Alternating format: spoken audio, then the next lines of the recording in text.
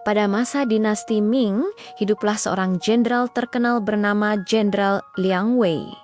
Ia bukan hanya dikenal sebagai panglima perang yang cerdas dan berani, tetapi juga sebagai pecatur paling hebat di seluruh wilayah kekaisaran. Di istana, di markas militer, bahkan di kalangan sarjana, namanya selalu disebut sebagai pemain catur Tiongkok atau Xiang Qi terbaik. Bagi Jenderal Liang Wei, permainan catur bukan sekadar hiburan, melainkan latihan strategi dan pengambilan keputusan. Ia percaya bahwa orang yang unggul dalam catur pasti unggul pula dalam kepemimpinan dan peperangan. Karena itu, ia jarang kalah dan hampir tidak pernah menemui lawan seimbang. Suatu hari, Jenderal Liang Wei mendapat tugas dari kaisar untuk melakukan inspeksi ke wilayah selatan kekaisaran. Ia berangkat dengan iring-iringan pasukan kecil dan beberapa pejabat istana. Perjalanan itu melewati desa-desa terpencil, hutan bambu, dan jalanan pegunungan yang jarang dilalui pejabat kerajaan. Di tengah perjalanan, ketika matahari condong ke barat, rombongan mereka melewati sebuah perkampungan kecil. Di pinggir jalan, berdiri sebuah gubuk sederhana dari kayu tua dan tanah liat. Di depan gubuk itu tergantung sebuah papan kayu yang sudah pudar warnanya. Namun tulisannya masih terbaca jelas, pecatur terbaik dunia. Tulisan itu membuat Jenderal Liang Wei tersenyum tipis. Baginya, klaim itu terdengar lucu sekaligus menantang. Bagaimana mungkin di desa terpencil seperti ini ada seseorang yang berani mengaku sebagai pecatur terbaik dunia? Rasa penasaran bercampur sedikit kesombongan muncul di hatinya. Ia memerintahkan pasukannya berhenti dan turun dari kuda. Dengan jubah kebesarannya yang masih berdebu oleh perjalanan, ia melangkah masuk ke dalam gubuk itu. Di dalam, ia melihat seorang pria tua berjubah sederhana duduk di depan papan Xiang Qi yang sudah kusam, seolah menunggu tamu yang akan datang. Dengan suara tenang namun tegas, Jenderal Liang Wei berkata bahwa ia ingin menguji kebenaran tulisan di papan itu. Pria tua itu menatapnya sebentar, lalu tersenyum dan mempersilahkan sang jenderal duduk. Mereka mulai bermain. Sejak awal, Jenderal Liang Wei mengatur bidaknya dengan cepat dan penuh perhitungan. Ia menyerang tanpa ragu, memanfaatkan setiap celah. Beberapa saat kemudian, ia menang di permainan pertama. Mereka bermain lagi untuk kedua kalinya.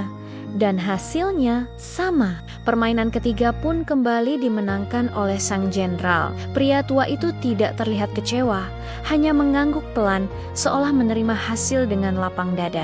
Dengan rasa puas, Jenderal Liang Wei berdiri dan berkata, "Tulisan di depan gubukmu tidak pantas. Engkau harus mencopotnya. Aku telah membuktikan bahwa engkau bukan pecatur terbaik dunia."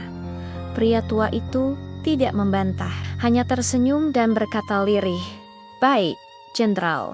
Dengan hati gembira, Jenderal Liang Wei kembali ke rombongannya dan melanjutkan perjalanan. Di sepanjang jalan, ia menceritakan kepada para pengawalnya bagaimana ia mengalahkan seorang pecatur desa yang mengaku terbaik dunia. Kisah itu membuatnya semakin yakin bahwa tidak ada lawan yang bisa menandingi kepintarannya. Beberapa minggu kemudian, setelah tugas negara selesai dan wilayah yang ia periksa dinyatakan aman, Jenderal Liang Wei kembali menuju ibu kota. Ia melewati jalan yang sama seperti saat berangkat. Ketika mendekati desa kecil itu, matanya kembali tertuju pada gubuk di pinggir jalan. Papan kayu itu masih tergantung di tempatnya dengan tulisan yang sama. Pecatur terbaik dunia.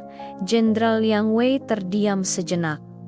Ia tidak marah, tetapi merasa heran. Bukankah pria tua itu telah berjanji mencopot papan tersebut? Rasa penasaran kembali menguasainya. Ia turun dari kuda dan masuk ke gubuk itu untuk kedua kalinya. Pria tua itu menyambutnya dengan hormat dan mempersilakan ia duduk kembali di depan papan Xiang Qi. Kali ini, suasana terasa berbeda. Tatapan pria tua itu lebih fokus dan tangannya bergerak lebih mantap saat menyusun bidak permainan dimulai. Sejak langkah pertama, Jenderal Liang Wei merasa ada sesuatu yang berubah. Serangan lawannya lebih tajam, pertahanannya lebih kokoh. Setiap langkah seolah telah dipikirkan jauh ke depan. Jenderal Liang Wei mulai berkeringat. Strategi yang biasanya membuat lawan terpojok kini justru berbalik menjadi jebakan bagi dirinya sendiri.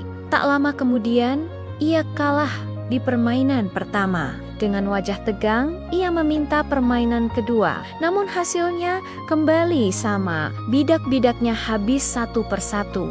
Dan rajanya terpojok tanpa jalan keluar. Permainan ketiga pun berakhir dengan kekalahan telak. Jenderal Liang Wei terdiam lama. Merasa bukan hanya kalah secara teknik, tetapi juga kalah dalam pemahaman. Ia menatap pria tua itu dan bertanya, "Mengapa pada pertemuan pertama aku menang dengan mudah, tetapi sekarang aku kalah tanpa daya?" Pria tua itu tersenyum dan berkata, "Pada pertemuan pertama, aku tahu engkau sedang menjalankan tugas negara atas perintah kaisar. Engkau membawa tanggung jawab besar di pundakmu. Jika aku mengalahkanmu saat itu, semangatmu bisa runtuh dan tugasmu bisa terganggu. Karena itu, aku memilih mengalah. Bukan karena aku tidak mampu menang, tetapi karena aku tidak ingin merusak semangat seorang yang sedang mengabdi kepada negeri. Sekarang engkau telah kembali dengan selamat dan berhasil menyelesaikan tugasmu, maka aku melayanimu dengan kemampuan yang sesungguhnya. Aku tidak perlu mengalah lagi." Kata-kata itu membuat Jenderal Liang Wei terdiam. Ia merasa seperti baru saja ditampar oleh kebenaran. Selama ini ia mengira dirinya unggul karena kepintaran semata. Tetapi pria tua itu menunjukkan bahwa ada sesuatu yang lebih tinggi dari kepintaran, yaitu kebijaksanaan. Kepintaran membuat seseorang mampu menang. Tetapi kebijaksanaan mengajarkan kapan harus menang dan kapan harus mengalah. Pria tua itu tidak mencari pujian, tidak mengejar kemenangan, tetapi memikirkan dampak dari tindakannya terhadap orang lain. Sejak hari itu, Jenderal Liang Wei berubah. Dalam setiap keputusan militer, ia tidak lagi hanya memikirkan bagaimana mengalahkan lawan, tetapi juga bagaimana melindungi rakyat dan menjaga moral pasukan. Ia mulai menyadari bahwa kemenangan sejati bukan hanya tentang menundukkan musuh, tetapi tentang menjaga kehidupan dan kehormatan. Ia teringat bahwa pria tua di gubuk itu mampu menang, tetapi memilih untuk mengalah demi kebaikan yang lebih besar. Itulah makna sejati dari kebijaksanaan. Dalam kehidupan, kisah ini mengajarkan bahwa pintar belum tentu bijaksana. Banyak orang pandai berbicara, pandai berhitung, dan pandai merencanakan, tetapi tidak semua mampu menahan diri dan memahami situasi orang lain. Orang bijaksana tahu kapan harus menunjukkan kemampuan dan kapan harus menundukkan ego. Ia tidak merasa perlu selalu menang, karena ia mengerti bahwa hubungan antar manusia lebih penting daripada sekadar membuktikan diri. Pemenang sejati adalah orang yang mampu menang, tetapi tidak selalu memilih untuk menang. Ia mampu mengalah dengan terhormat, bukan karena takut, tetapi karena peduli. Bisa menang dan tidak harus menang menunjukkan kepribadian yang luhur. Seperti pria tua di masa dinasti Ming itu, ia tidak tercatat dalam buku sejarah sebagai jenderal atau bangsawan, tetapi kebijaksanaannya mengalahkan ketenaran. Demikian pula kehidupan kita hari ini. Dalam pekerjaan, kita bisa mengalahkan rekan kerja dengan kecerdasan. Tetapi apakah itu perlu? Dalam perdebatan kita bisa memenangkan argumen, tetapi apakah itu akan membawa kebaikan? Dalam hubungan kita bisa memaksakan kehendak, tetapi apakah itu akan menjaga cinta dan persahabatan? Kebijaksanaan mengajarkan kita untuk memilih kemenangan yang benar, bukan sekadar kemenangan yang terlihat. Ingatlah, Pintar belum tentu bijaksana, tetapi kebijaksanaan selalu menyertakan kepintaran. Orang bijaksana tidak menolak kecerdasan, tetapi mengarahkannya agar tidak melukai. Ia menggunakan kepintaran untuk membangun, bukan untuk menjatuhkan. Ia memahami bahwa hidup bukan medan pertempuran tanpa akhir, melainkan perjalanan panjang untuk menjadi manusia yang lebih baik. Kisah Jenderal Liang Wei dan pria tua di gubuk kecil pada masa dinasti Ming ini mengingatkan kita bahwa nilai tertinggi dalam hidup bukanlah menang, melainkan mengerti. Mengerti waktu, mengerti situasi, dan mengerti hati manusia. Ketika kita mampu mengalahkan ego kita sendiri, saat itulah kita menjadi pemenang sejati.